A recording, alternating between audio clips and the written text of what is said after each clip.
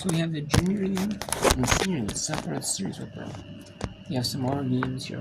We have Washington trying to not get run ruled by Illinois. They're up 13-3 Illinois. 10-run lead when you put a run rule. And then Texas is or Kirkland, Washington is Washington District. The district team in Washington District. In the District 9. And then Evergreen, the host district. And that's the game. Illinois 13. Evergreen, Illinois 13. The Central Region Tournament representatives in the Junior Sup World Series. And then the Kirkland against Kirkland, Washington, the district area host district. This has been hosted at. Name is 13-3. Kirkland, Washington, or Evergreen Park, Illinois. Wins.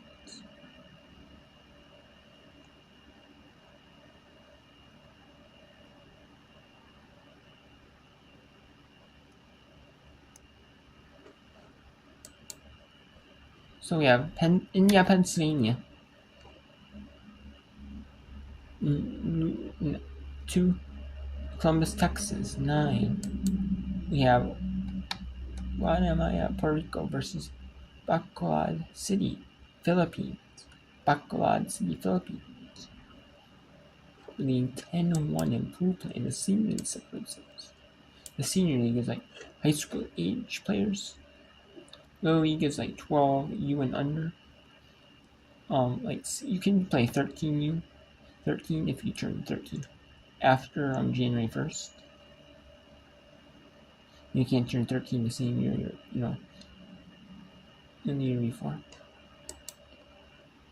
And you have to be 12 at some point in the year. Next year. And then Senior League is like high school age. A lot of them play at high school age. Some might get bumped up to senior teams because they're pretty good. But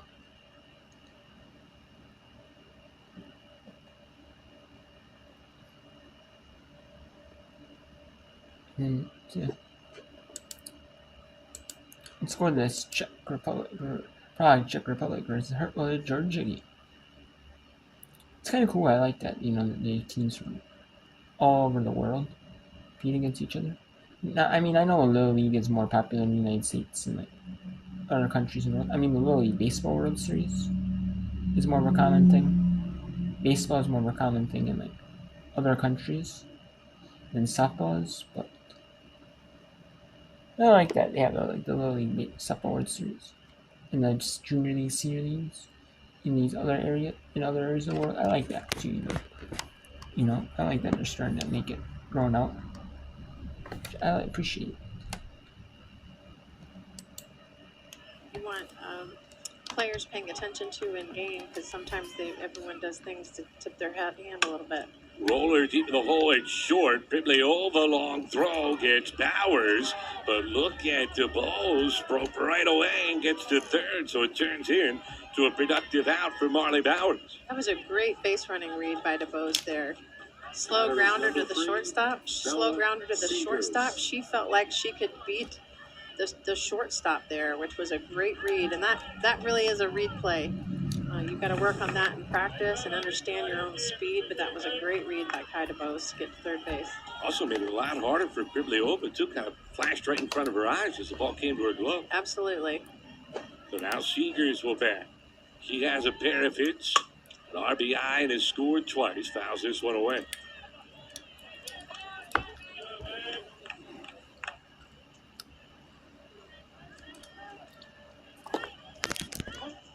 Jackie is scoring 3 times with 2 outs in the second inning to take the lead. Georgia answering back, advantage back to 3. Royston, one of 2 of this Georgia team that know how to well. That's a rare skill. Kids these days, pretty impressive. don't know anyone that knows how to weld. Unless I'm paying them money. I know.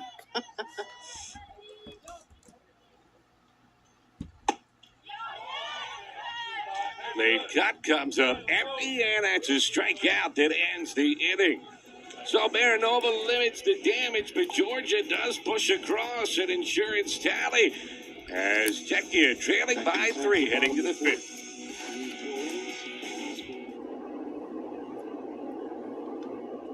So we have Prague, Czech Republic, down 3 to Georgia. Let's see if the Philippines here in the senior league so far this year, they can pull in some runs, make it 15 runs, or can they at least push it to like a little bit over 10? The 10-run rule.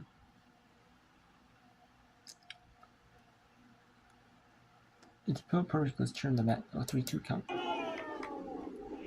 That pitch is called a ball. So that's going to be A little slow right there.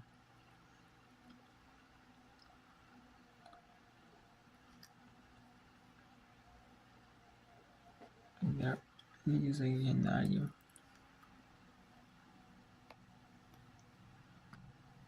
sometimes Carlos Rivera, who's over at first base, will go over there depending upon the status of the game. Only 4 hits for Puerto Rico this game. Perez Sanchez has one of them. Possibly the hardest hit ball so far we've seen against Tanaman. Puerto Rico's 1 for 5 with runners in scoring position as this is popped up over first. It's gonna get down. Collazo scores. And how about that? The leadoff hitter on base for the 3rd time today. It's a 2-out RBI to make it 10-2. All day long, we have seen right field battling with the sun. Another perfect case. You put the ball and play in that direction, good things are happening. As this one is sent a mile high. Enough time to get under it, but you can see a little bit of confusion lost within her eyes. And the great thing with 2 outs is runners keep on running. So now runners are on the corners, 2 away. Ana Oquendo Chico is the batter, and she fouls off that pitch. That's where some strategy comes in. How do you defend that when the sun's in your eyes? Yes, you have a visor, but maybe it's playing around with your glove. Being able to shield it as much as you can until the very last second you have to go to catch it. That's what these players are going to continue to learn as they're here all week playing in these pool games. How do we play here? And it's interesting too. I learned this, during spring training down in Florida. It is much tougher to see the ball on the baseball side of things. It is, we see that a lot in spring training. There's a swing and a miss. It's 0-2. We don't really think about it in different states and different places, but it is. Then you go halfway across the world. Just the difference that makes. Again, it is tomorrow right now in the Philippines. They're time traveling. They're getting younger coming back here. 6:34 a.m. Wednesday in the Philippines. Good morning to all the friends and family watching back home.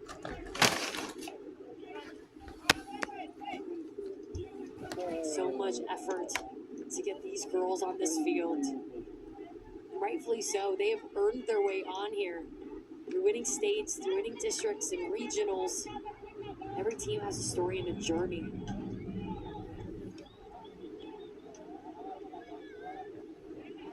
It's an 0-2 count to Oquendo Chico.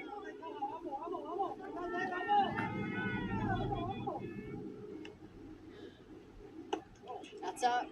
It's 1-2. Oquendo Chico, her older sister, plays pro softball in Puerto Rico. Another great example for her to look up to. Favorite softball player, Jenny Finch. So someday she wants to be one of the ambassadors for the sport. She protects the plate and hits it, but it's foul.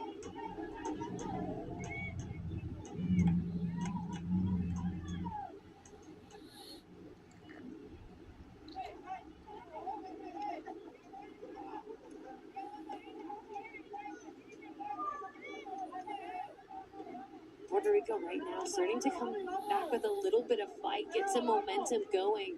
This has been the longest inning that the Philippines have been on defense.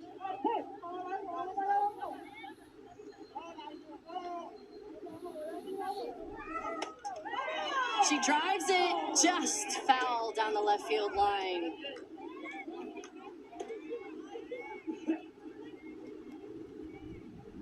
With every foul ball, how you're getting yourself more and more on time. Does a nice job handling an inside pitch.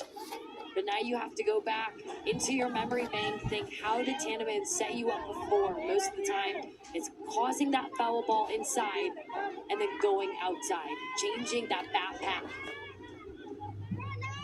She's been mixing it up all game, trusting her defense. Here's the 91st pitch for Tanneman. It's fouled away.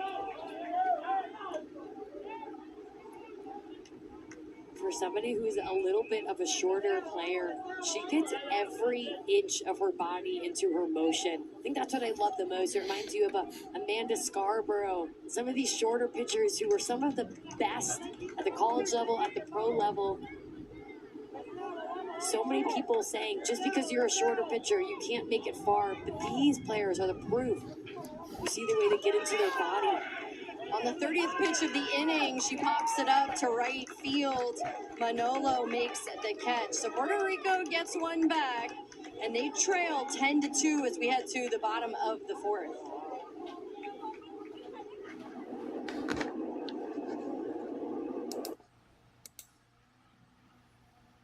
Oh, it's going India fatigue. But you're almost there. As the bases are loaded with just one out. And now the umpires are conferring once again.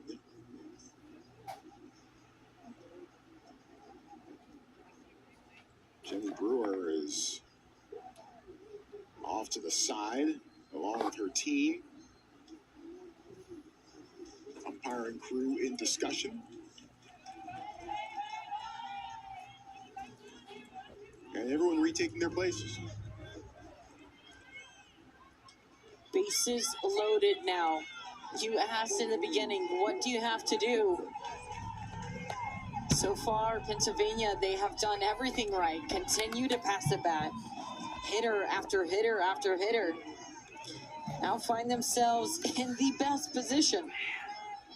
Bases loaded, less than 2 outs. Wolf walked in the second.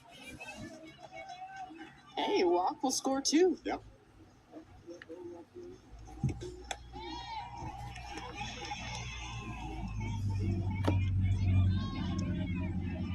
Don't forget, Pennsylvania left him loaded in the second. After Claire Brewer, who was at first, was ruled to have left the bag early. Hopkins able to handle that one off the carom, off the backstop.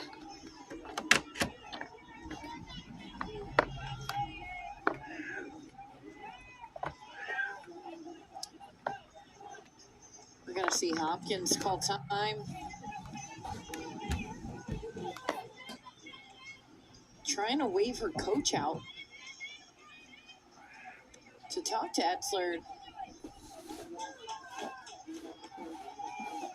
And I think we will see them head out.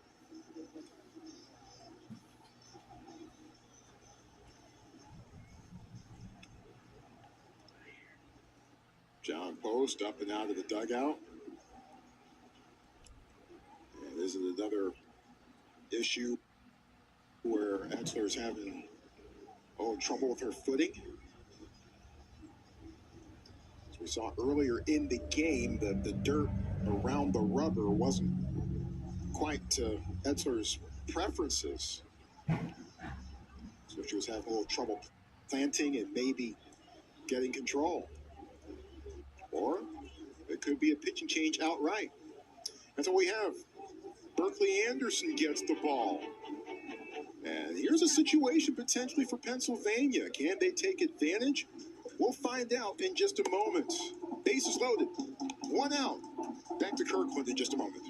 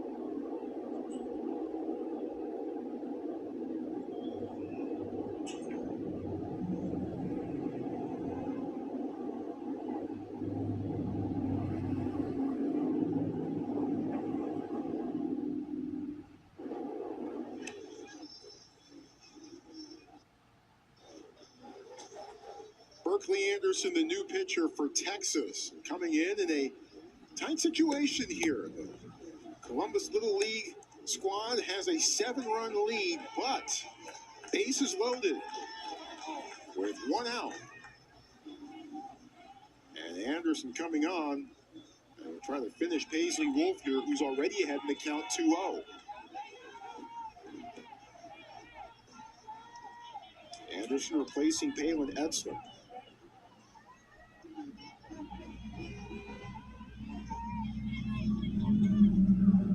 Etzler been a force for this Texas team. To center field, base hit. And just one comes across. And turns to her teammate Paisley Wolf and says, let's go. Let's keep it going. It's 9-3.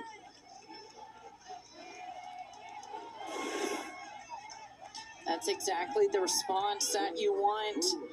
Just a hard hit ball. As soon as a relief pitcher comes in, automatically puts a lot of pressure on her. Continues to put it on the attack. Brewer fouls off the first pitch. Brewer walked in the second inning.